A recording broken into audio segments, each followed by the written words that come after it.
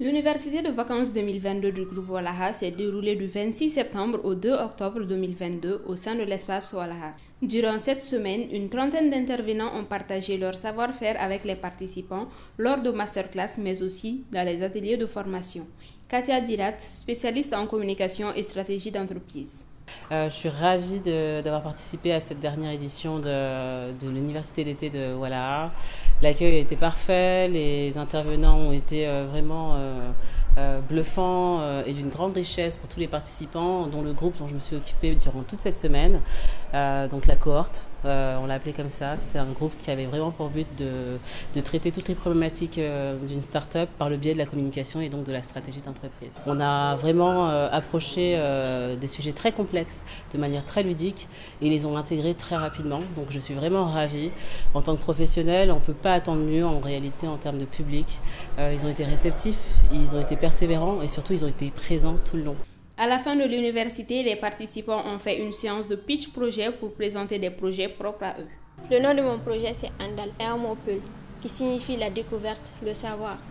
J'ai choisi ça parce qu'elle a tendance à oublier ses traditions, ses cultures.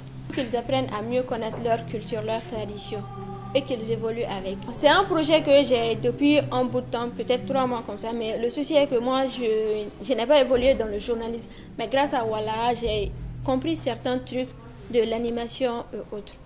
Donc, j'espère pouvoir réaliser cette émission. Le nom de mon projet, c'est Kourgal, qui veut dire Rampel, hangar. L'idée de mon projet, c'est de créer un centre de formation et d'incubation pour les jeunes qui ne sont ni dans le système éducatif ni dans un emploi.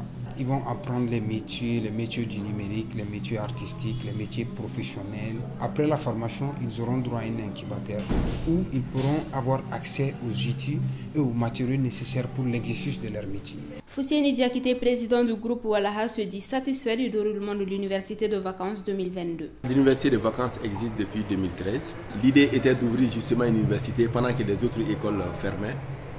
Et justement, et faire venir des experts dans différents domaines et faire découvrir justement ces métiers-là à tous ces jeunes qui voudraient s'en sortir dans la vie au-delà de la formation académique que le pays les offrait. Aujourd'hui, on est assez satisfait parce que quand même on a pu faire intervenir pratiquement tous les intervenants, ce n'était pas donné.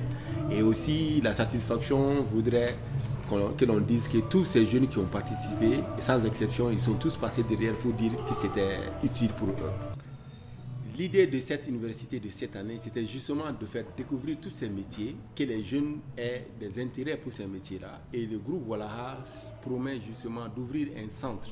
On avait déjà un centre de formation, mais d'accentuer encore avec plus de modules dans ce centre de formation pour que les jeunes puissent venir s'inscrire pour des formations qualifiantes de 6 mois. La semaine a été clôturée par un cocktail accompagné d'un mini-concert avec Nyagasako.